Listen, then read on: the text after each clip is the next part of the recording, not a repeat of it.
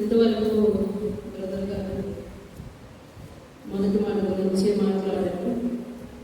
మొదటి మాట యేసయ్య మాట్లాడిన 7 మాటల్లో మొదటి మాట ప్రజలను ఉద్దేశించి ప్రధాన యాజకులు, పెద్దలు, రోమా ప్రభుత్వం, ఇంకా పిలాతు, అక్కడ ఉన్నటువంటి ప్రజలు అందరి గురించి మాట్లాడటం ఆయన జరిగింది, వాటిని క్షమించమని. రెండవ మాట అయితే యేసయ్య ఒక వ్యక్తి గురించి మాత్రమే మాట్లాడటం జరిగింది. ఒక దొంగ గురించి, ఆయన రక్షణ గురించి, వ్యక్తిగత రక్షణ గురించి మాత్రమే మాట్లాడటం జరిగిందన్నమాట. లూకా సువార్త 23వ అధ్యాయము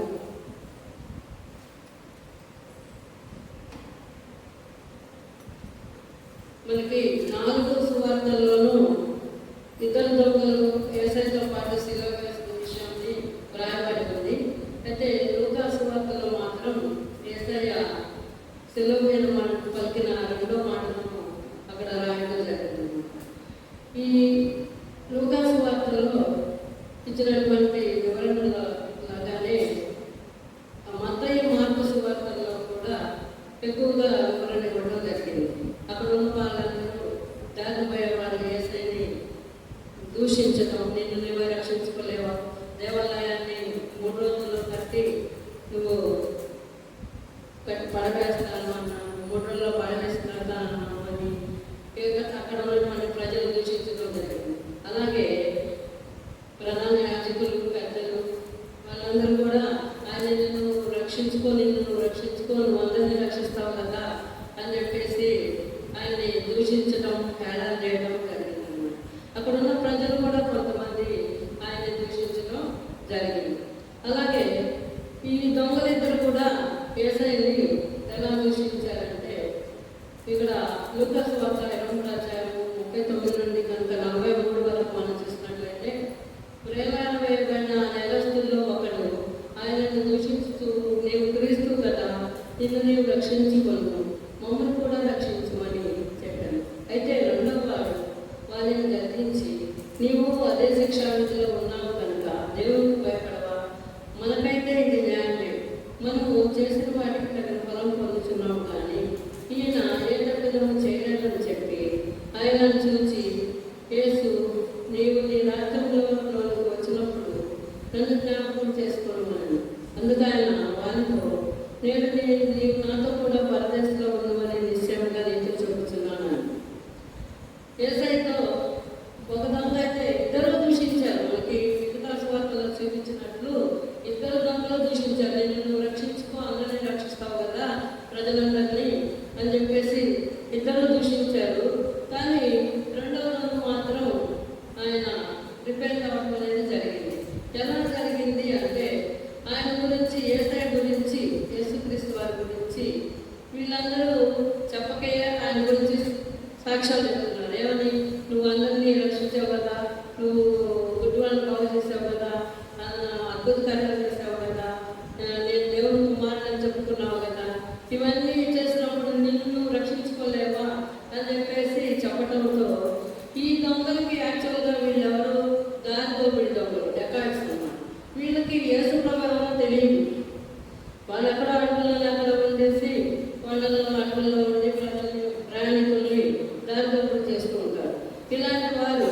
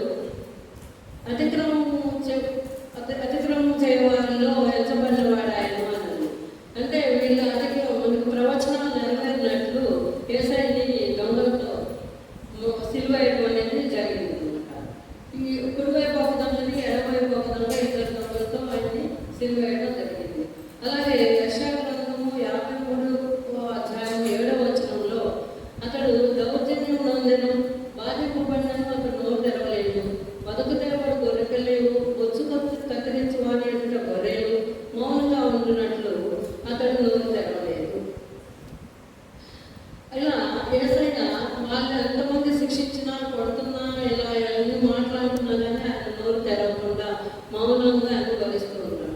ఇవన్నీ చూసినటువంటి రెండో దశగా ఈయన నిజంగా రక్షకుడు అయి ఉంటాడు. అలాగే మొదటి మాటలో యేసయ్య ఏం చెప్పారు? వీరిని క్షమించు తండ్రి, మీరేం చేస్తున్నారో మీకు తెలియదు కనుక వీరిని క్షమించు అన్నారు. అంటే ఈయన క్షమించు, దేవుడిని ప్రార్థన చేస్తే మమ్మల్ని క్షమిస్తాడు అనేది ఈయనకి రెండో దశలో అర్థమైంది అనమాట. అలాగే ఈ రెండో దశగా ఏం చేశాడు? ఆయనని అబ్జర్వ్ చేస్తున్నాడు. ఆయనకి ఎడవైపు నుండి యేసయ్యని అబ్జర్వ్ చేస్తున్నాడు. ఈయన ఎప్పుడు చూడలేదు, ఈయన అసలు ఎవరో తెలియదు, ఈయన మహా గొప్పవాడని తెలియదు, ఆయన దేవుడని ఇతనికి తెలియదు అనమాట. అయినప్పటికీ ఇతడు మొదటిగా ఏం చెప్పాడు? నిన్ను నువ్వు రక్షించుకో, నీవు దేవుడు అని చెప్తున్నావుగా, నీవు యేసు ఏమంటున్నాడు? మొదటిగా మనం అయితే నిన్ను నేను రక్షించుకోను, మమ్మల్ని కూడా రక్షించమని హేళన చేశాడు మొదటిగా. రెండో ఆయన ఏమంటున్నాడు? మనకైతే ఇది సమంజసమే, మనం చేసిన తప్పులకి, పాపాలకి, దొంగతనాలకి, హత్యలకి, మరి దారిలో పడి దొంగలంటే అవసరమైతే హత్యలు కూడా చేస్తూ ఉంటారు కదా. వీటన్నిటిని బట్టి వీళ్ళు నేను కూడా కొంతకాలం నుండి శిక్ష అనుభవిస్తూ ఉండవచ్చు. ఎందుకంటే జైల్లో వాళ్ళు యేసయ్య అంటే అన్యాయం తీర్పు పొందారు, అర్ధరాత్రి అరెస్ట్ చేయబడి ఆయన అన్యాయం తీర్పు పొందారు కాబట్టి ఆయనకు ఒక రోజులోనే సిలువ శిక్ష వేయడం జరిగింది. వీళ్ళకైతే కొన్ని రోజులు, కొన్ని నెలలు, మేబీ కొన్ని సంవత్సరాల నుండి వీళ్ళు శిక్షణ అనుభవిస్తూ ఉండవచ్చు ఈ దొంగలు.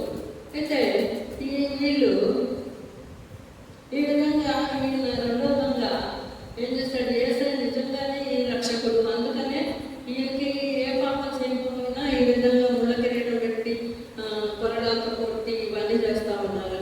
ఇంత ఆయన ఓర్చుకుంటున్నాడు, పైగా దేవుడిని క్షమించు అని అడుగుతున్నాడు కాబట్టి ఈయన నిజమైన రక్షకుడు అని అతను గుర్తించగలిగాడు. నేను తప్పు చేశాను కాబట్టి నాకు ఈ శిక్ష కరెక్టే, కానీ ఇతనికి యేసయ్యకు మాత్రం ఈ శిక్ష సరైనది కాదు అని, అయ్యా నీ రాజ్యంలో వెళ్ళినప్పుడు నన్ను జ్ఞాపకం చేసుకోవాలి. ఆయన చివదేశంలో పశ్చాత్తాపం పొంది దేవుడి మీద విశ్వాసంతో ఉన్నాడు. కానీ ఇక్కడ మనకి పరదేశంలో నీవు నాకు కూడా ఉంటావని యేసయ్య అన్న మాటని పాత నిబంధన కాలంలో మనకి పరదేశం అనేది లేదు. యేసయ్య కొత్త నిబంధన నుండి యేసు ప్రభు చనిపోయిన లేచిన దగ్గర నుండి మనకి పరదేశం అనే మాట తెలుస్తుంది. ఈ నూతన నిబంధనలో మనకి రెండు చోట్ల మాత్రమే పరదేశం అనే మాటని తెలియజేయడం జరిగింది. ఒకటి ప్రకటన 2:7 ఉంది. ఏమంటుందంటే, జయించడానికి దేవుని పరదేశంలో ఉన్న జీవవృక్ష ఫలములు భుజింపనిందును అని ఉంది. అలాగే 1 కొరింథీ 2:3 నేను ఒకరిని చూశాను, అతను పరదేశంలో 3వ ఆకాశంలో ఉన్నాడు, దేవుని దగ్గర కొనుక్కోబడ్డాడు. అతను శరీరానికి వెళ్ళాడో శరీరం లేకుండా వెళ్ళాడో తెలియదు, కానీ అతను 3వ ఆకాశంలోకి కొనుక్కోబడ్డాడు అని పౌలు గారు చెప్పడం జరిగింది. అంటే ఈ పరదేశి అనేది ఎక్కడుంది? 3వ ఆకాశంలో ఉందని మనకు అర్థమవుతుంది. అలాగే ఈ పరదేశిలో ఏముంది? జీవవృక్ష ఫలాలు ఉంటాయని చెప్తున్నారు. అంటే ఈ పరదేశం అనేది ఎక్కడుందంటే యేసయ్య దేవుడు నివసించే ప్రాంతం.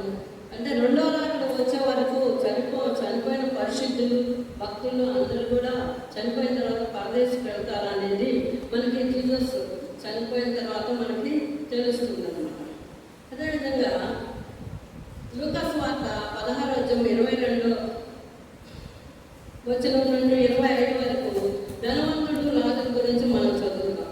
ధనవంతుడు ఎక్కువ లగ్జరీలో ఉంటూ ఆయన పాదాల దగ్గర ఉన్నటువంటి లాజరు అనే ఆయన పేదవాడు ఉన్నాడు. అతని కురుపులతోనూ అలా ఉంటాడు. మనం ఇదంతా చదవడానికి టైం లేదు కాబట్టి నేను చెప్తున్నాను. ఈయన లాజరు కురుపులతో ఉన్నాడు. ఆ కురుపుల్ని కుక్కలు నాకుతా ఉన్నాయి.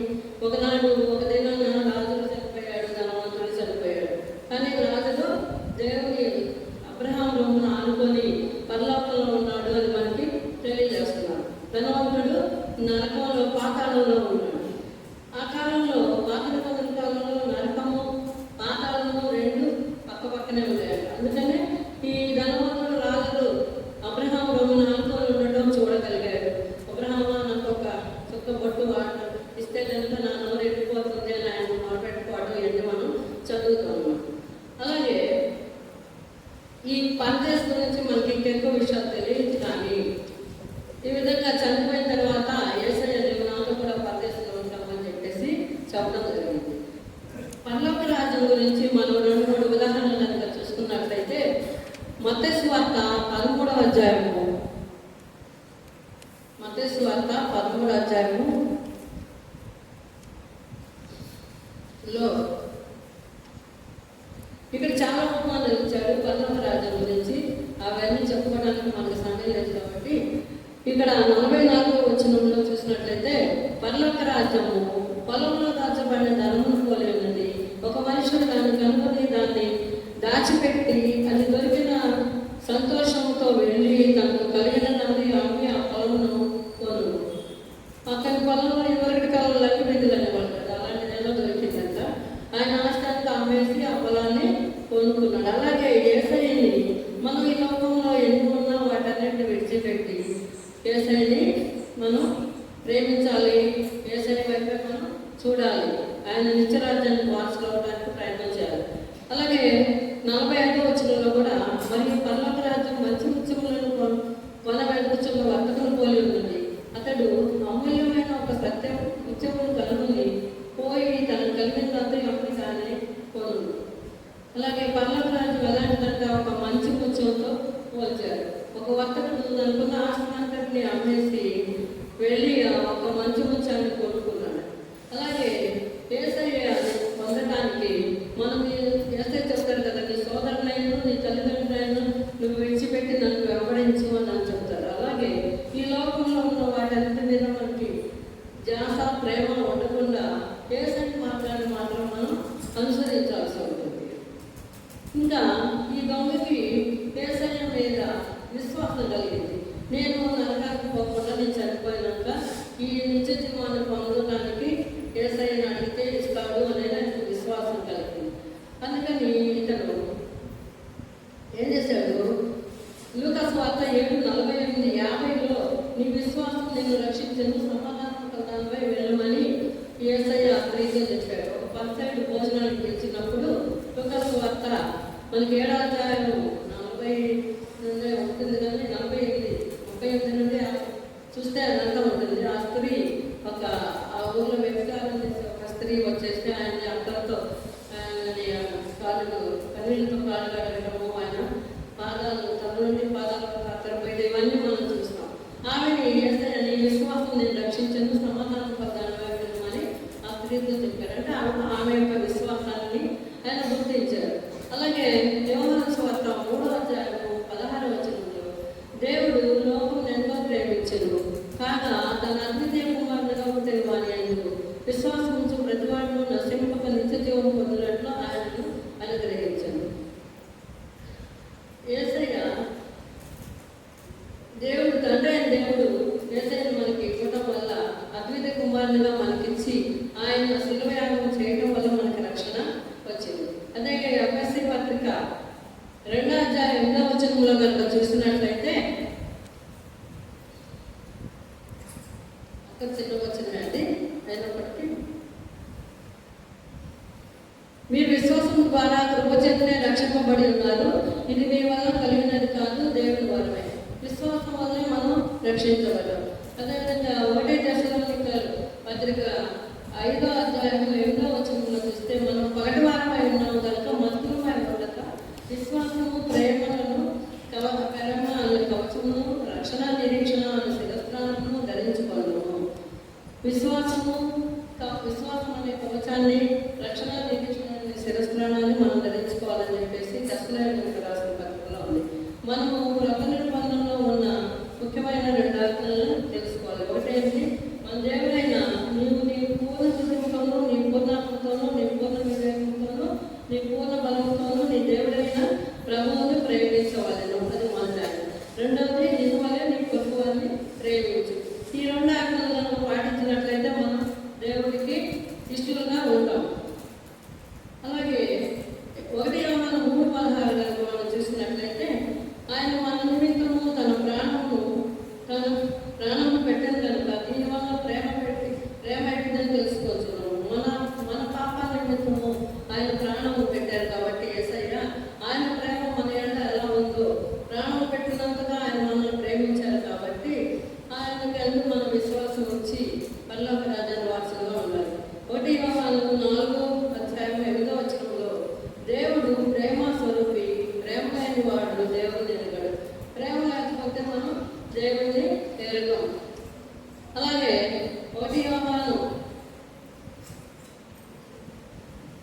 5వ అధ్యాయంలో కనుక మనం చూసినట్లయితే 1 యోహాను 5వ అధ్యాయము 4:8 యేసే క్రీస్తు ఉన్నాడని నమ్ము ప్రతివాడును దేవుని మూలముగా పుట్టి ఉన్నాడు. పుట్టిన వారిని ప్రేమించు ప్రతివాడును ఆయన మూలముగా పుట్టిన వారిని ప్రేమించును. అలాగే 4వ వచనంలో చూస్తే కనుక దేవుని మూలముగా పుట్టిన వారందరూ లోకమును జయించుదు. లోకమును జయించిన విజయము మన విశ్వాసమే. లోకం అంటే ఎవరిది? సైతాను కదా. లోకాధికారి ఎవరంటే సైతాను. యేసు దేవుని కుమారుడని నమ్మువాడు తప్ప లోకమును జయించేవాడు మరెవడు? యేసే లోకాన్ని జయించేవాడని తెలుసుకోకపోతే మనము దేవుని యందు విశ్వాసం ఉంచలేము. అలాగే ఇంకోటి చూడండి, 8వ వచనంలో ఆత్మ నీళ్ళ ద్వారా రక్తం ద్వారాను వచ్చిన వాడు ఈయనే, అనగా యేసు క్రీస్తే. ఈయన నీళ్ళతో మాత్రమే కాక నీళ్ళతోనూ రక్తంతోనూ వచ్చను. ఆత్మ సత్యం కనుక సాక్ష్యం ఇచ్చేవాడు ఆత్మయే. సాక్ష్యం ఇచ్చేవారు ముగ్గురు. ఎవరు? ఆత్మయు, నీళ్ళను, రక్తము. ఈ ముగ్గురు ఏకీభవించి ఉన్నారు. ఇక్కడ 3 వ్యక్తులు సిలువ వేయబడ్డారు. అది ఎక్కువ ఇంకా నేను ఎక్కువగా పొడిగించను. ఇక్కడ 3 వ్యక్తులు సిలువ వేయబడి ఉన్నారు. వాళ్ళలో యేసయ్య పాపాలను రక్షించడానికి సిలువ వేయబడ్డారు. మన పాపాల నిమిత్తము, అందరి పాపాల నిమిత్తము ఆయన సిలువ వేయబడ్డారు. అదేవిధంగా అక్కడ 2 దొంగలు ఉన్నారు. అందులో మొదటి దొంగ పాపంలో ఉండి పాపంలోనే చనిపోయాడు. 2వ దొంగ యేసయ్య ద్వారా రక్షించబడి ఆయన నరకానికి వెళ్లకుండా చివరి నిమిషంలో యేసయ్య ద్వారా నిత్య రాజ్యానికి వారసులు అయ్యాడు. అదేవిధంగా మనము వారికి ఈ దొంగకైతే చివరి నిమిషంలో ఆయనకు అవకాశం కలిగింది. అందరికీ అవకాశము వస్తుంది రాదని మనం చెప్పలేము. ఎంతోమంది యాక్సిడెంట్ల ద్వారా, లేకపోతే ప్రకృతి విపత్తుల ద్వారా, కరోనా లాంటి వైరస్ల ద్వారా అనేక మంది అప్పటికప్పుడే మరణించడం జరుగుతూ ఉంది. అలాంటప్పుడు వారికి రక్షణ రావడం అనేది జరగదు. అందుకని ఆ దొంగకి ఆ చివరి నిమిషంలో దేవుడు ఇచ్చినటువంటి కృప వల్ల ఆయనకి రక్షణ భాగ్యం కలిగింది, నిత్య జీవానికి పాత్రుడయ్యాడు. మనకి అందరికీ అలాంటి అవకాశం వస్తుంది రాదో మనకి తెలియదు. అందువల్ల దేవుని అందు విశ్వాసం ఇచ్చి ఎఫెసీ 6:5 వచనం ప్రకారం మనందరము దేవుని యొక్క నిత్య జీవానికి పాత్రలు అవ్వడానికి సర్వాంగ కవచాన్ని ధరించి ఆయన విశ్వాసంలో మనం ఉండడానికి, ఆయన రాకడికి సిద్ధపడటానికి, ఆయన నిత్య జీవంలో పాల్గొనడానికి మనందరం ప్రయత్నం చేయాలని, యేసయ్య రాజ్యానికి వారసులు అవ్వాలని నేను ప్రార్థిస్తున్నాను. ఈ వాక్యం ఇచ్చినటువంటి ఈ మాట పెద్ద